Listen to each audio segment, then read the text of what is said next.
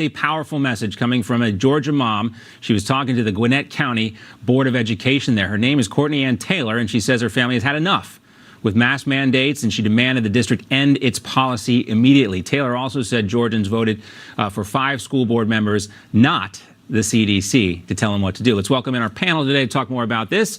Back with us, Stacey Washington, host of Stacey on the Right on Sirius XM. She's also co-chair of Project 21. Erin Elmore is back, a Republican strategist and a Turning Point USA contributor. And Patrice Leon-Wuka is with us today on this Friday. She's the director of the Center for Economic Opportunity at the Independent Women's Forum. Ladies, great to have you all with us today. Good to be here. Thank you. All right, so who wants, your thoughts when you heard her deliver that message?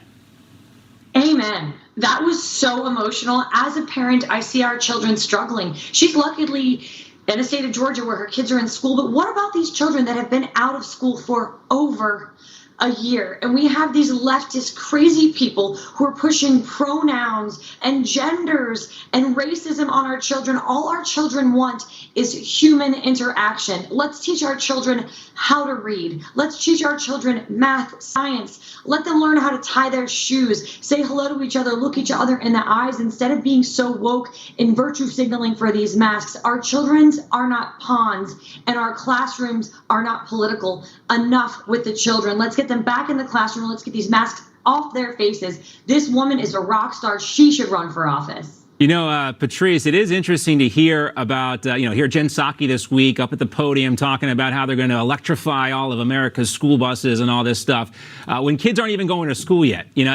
Talk about putting the cart before the horse. About the Ma'Khia Bryant travesty, which is what it's become here. New body camera footage reveals what happened moments after Bryant was fatally shot by the officer in Columbus. The woman Bryant was attempting to stab is here on camera explaining what led up to the officer opening fire. She came out at you with a knife earlier? No, she just, that's what the police did. That lady on the floor? She came after me. And of course, that's another perspective than what you're going to hear on NBC News, for example, from Lester Holt. He didn't want you to hear that part of it. Let's focus back and flash back to what he said about the need to show both sides of a story. I think it's become clearer that fairness is overrated. The idea that we should always give two sides equal weight and merit does not reflect the world we find ourselves in. Editing out the knife comment in the 911 call, also in the video, they cropped out the knife so no one could see it here. And Lester Holt told us this is what they were going to do. But my issue here is that NBC News is broadcast over the airwaves. It is supposed to be held to a different standard than cable news. But Lester Holt doesn't seem to be worried about this, saying this with impunity. This is really terrifying because what did they do subsequent to it being known to us here at Newsmax? Do the American people realize what actually happened? That there are facts that NBC is not showing. They are changing the narrative and changing the story and shaping how Americans see the situation. And I really just want to know why. What is their end game? What do they want to do to us as a country, as a people? I believe that the police are people, and of course, every group in America has a few bad actors, but the police largely are here to protect and serve and should be respected. We cannot do things like resist arrest. When someone says drop a knife, we shouldn't even have one, but we should drop it. We have to behave in civil society as civil human beings, and I do believe that the truth is meritorious and that the American people should be aware of what's going on in our society. And honestly, I don't understand what their end game is here, and it is truly terrifying. Yeah, jumping to conclusions here, Patrice, without the answers. And, every day we learn more about this case and how much further away from the truth NBC News was. 21, that was John Kerry on a commercial plate.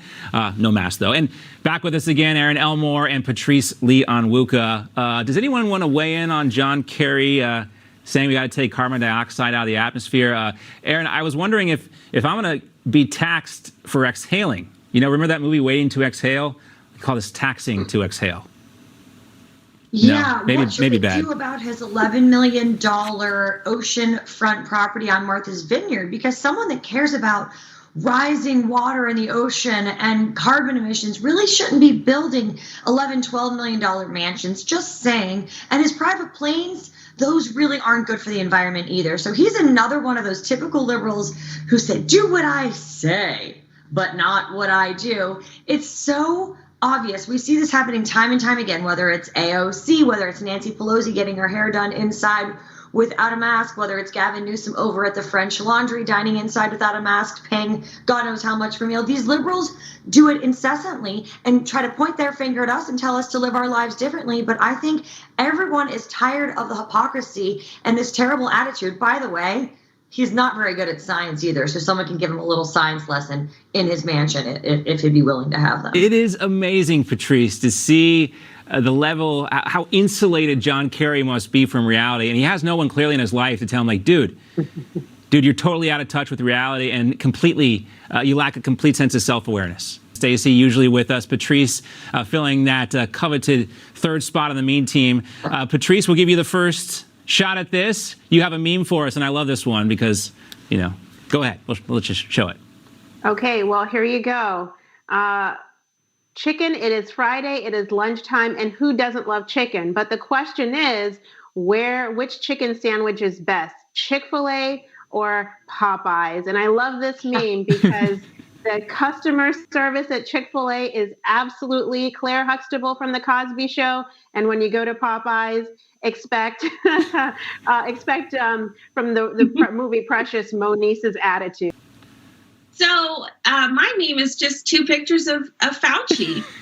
We want him to debate himself. So, and I think my friends Patrice and Erin would agree that we could, the three of us, sit and together with our popcorn or maybe our sliced apples. And Erin, yours has a very Dick and Jane kind of feel to it, although it's a little sad at the same time. But here we go. This one was for all the Democrats this week. Knife fights, no big deal. Kids being kids, it happens. We should just let it happen. Yes, it's just a normal knife fight. No big deal. NBD, just like kids learn how to tie their shoes or lose their first tooth. It's a milestone, Democrats. Don't you worry. This is the normalization of bad behavior. It is drawing good parents down, trying to bring us all to the lowest common denominator as Americans, as opposed to teaching Americans to be better people, work harder at raising your children, be a better mom, be a better dad. 2-family homes are good. Nope. Instead, knife fights are A-okay. Yeah. And, sadly, there was a knife fight at a school yesterday. Of course, it doesn't get as much coverage because it's not guns. But, violent people choose weapons, whatever they can get their hands on. They're going to commit these acts of violence sometimes. All right. Let's lighten it up a little bit because this is my meme, guys. Here we go. Got a picture of President Xi. And then he said they were going to reduce carbon emissions by half. Hired Indiana Jones to get some ashes for him from some secret temple in exchange for a diamond. But Lao She has the upper hand the entire time.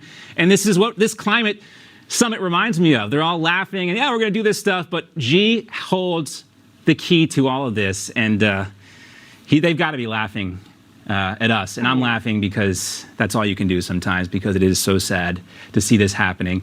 But we'll have to wrap it up there, ladies. Great memes, great conversation as always. We'll see you next week on the meme team. Our thanks to Patrice, Erin, and Stacey. We'll see you guys soon. Thank you. All right.